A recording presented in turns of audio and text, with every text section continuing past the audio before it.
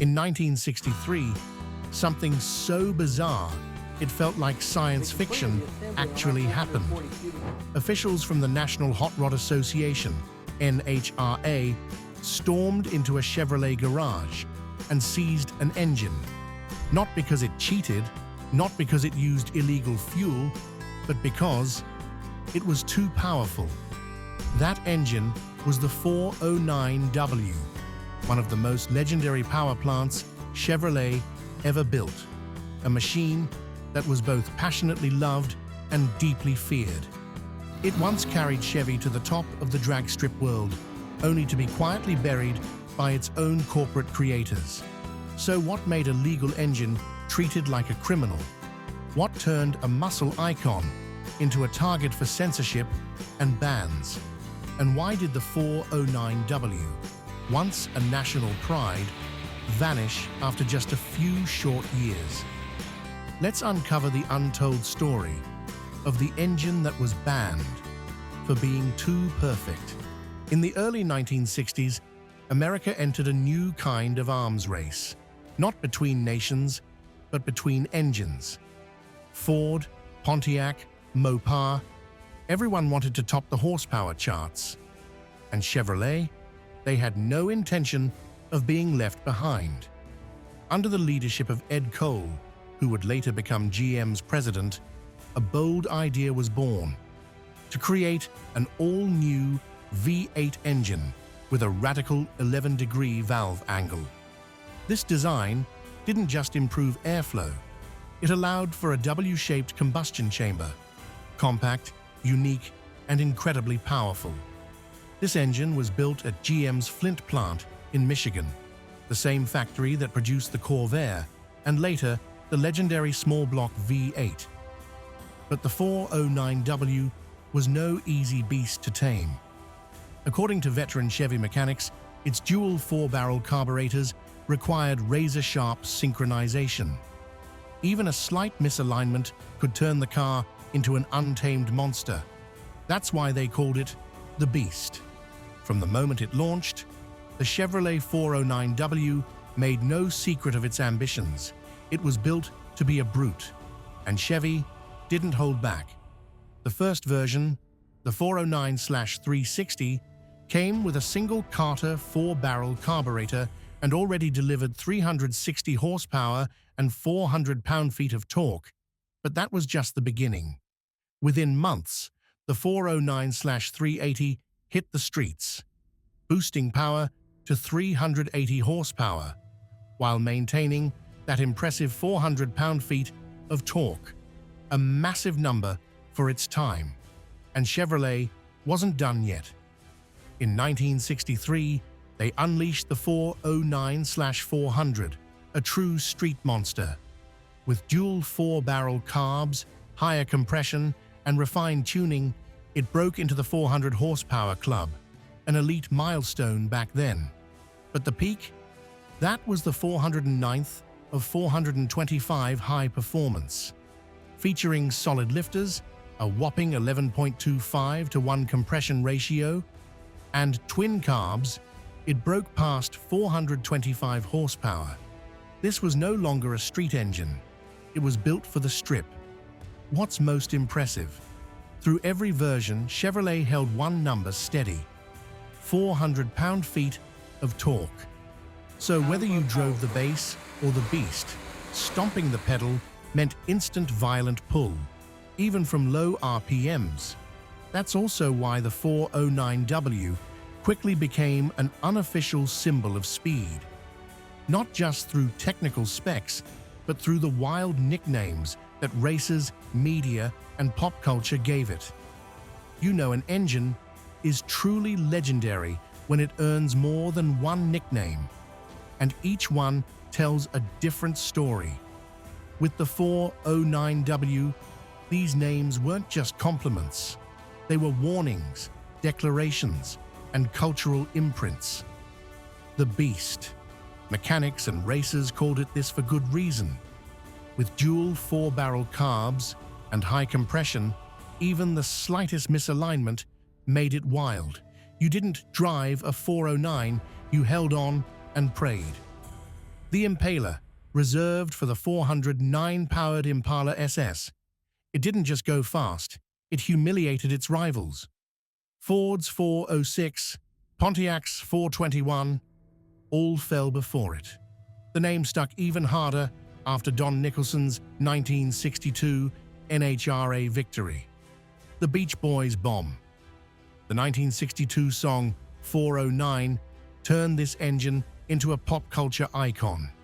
Even though the band later admitted they preferred Fords, the roaring engine sounds on the track were from a real 409 Impala.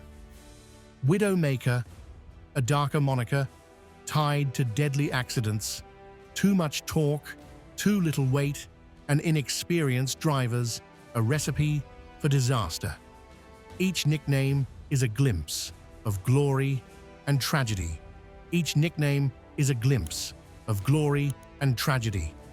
But what truly pushed the 409W to the edge wasn't just its power, it was an entire industry growing nervous. And that's when the game began to change. In 1963, the NHRA, America's largest racing body, suddenly rewrote the rulebook. Cars equipped with the 409 were slapped with a minimum weight requirement of 4,300 pounds and fitted with carburetor restrictor plates. In plain terms, they strangled the beast with red tape. Racers called it the Chevy punishment law. And for good reason. Rumors swirled that Ford and Chrysler lobbied for these rules, tired of watching the 409 dominate the drag strip. It didn't stop there. Teams running the 409 were frequently targeted. Legendary driver Dick Harrell recalled being disqualified over a cylinder head stamp, something that had zero impact on performance. The biggest blow came when the Thompson Chevrolet team was banned from the U.S. Nationals for illegal cylinder heads, a charge many believed was staged from the start. With bans, rule changes, and regulatory pressure, the 409W found itself sidelined in a game it once dominated. But that didn't mean its rivals had an easy time. Ford's 406 and Pontiac's 421. These were the engines expected to dethrone the 409, but each brought a distinct personality. One leaned on technical refinement, the other on smooth, balanced delivery. And right between them stood the 409, not refined, just frighteningly strong.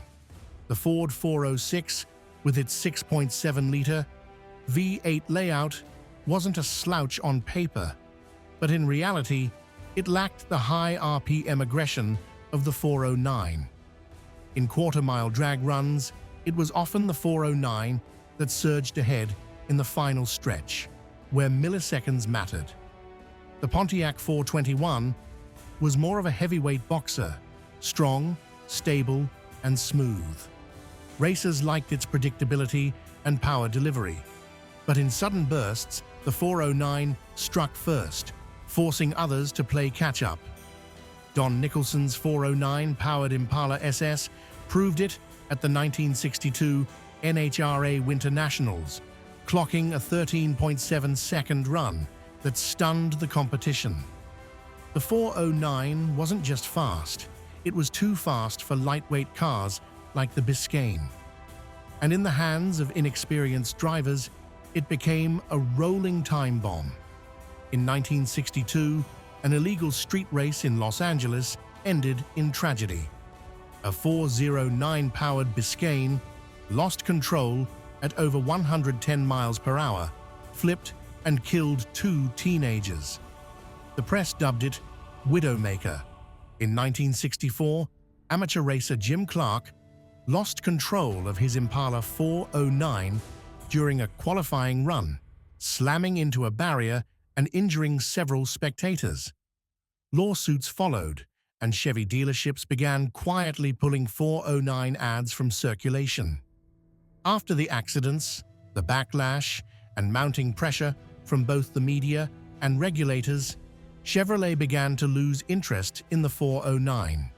But they didn't kill it off overnight. Instead, The 409 quietly withered away, as if it had never existed. In 1964, the 409/425, the most powerful version, silently vanished from the lineup. No press release, no farewell announcement, it simply disappeared. By 1965, Chevrolet offered only two watered-down variants, the 340 horsepower and 400 horsepower versions, less aggressive and barely advertised. By mid-year, GM officially discontinued the entire 409 line, replacing it with a new engine, the 396 Big Block V8, more modern, safer, and more in tune with the company's image. No more savage growls, no more neck-snapping launches that left passengers breathless. The 409 didn't fade away because it failed. It disappeared because it was too different to fit in. Today, when people mention the Chevrolet 409, there's no single emotion that defines it. For many, it's a legend of American muscle, a machine born to break boundaries and defy the rules. For others, it's a symbol of danger, a case study in how raw power, left unchecked, can lead to tragedy. But one thing is certain, the 409 changed the game. From the streets to the strip, from music to pop culture, it left a mark that time hasn't erased. So in the end, was the Chevrolet 409 a silenced hero, or a beast that needed taming? What do you think? The Chevrolet 409 wasn't perfect. It was loud, hard to control, and even terrifying. But that's exactly what made it great. The 409 didn't exist to please the market. It existed to push limits. In an era where car makers were playing it safe, the 409 was a roar from the past. Raw, unapologetic muscle. And maybe that's why it had to go, because it refused to blend in. But even after it was gone, the 409 lived on. In the memories of those who heard it roar, who felt that gut-punch torque, and who dreamed of a time when cars made your heart race. What do you think about the Chevrolet 409? Leave a comment, like the video, subscribe to the channel, and hit the bell so you don't miss the next legendary machine we'll uncover together.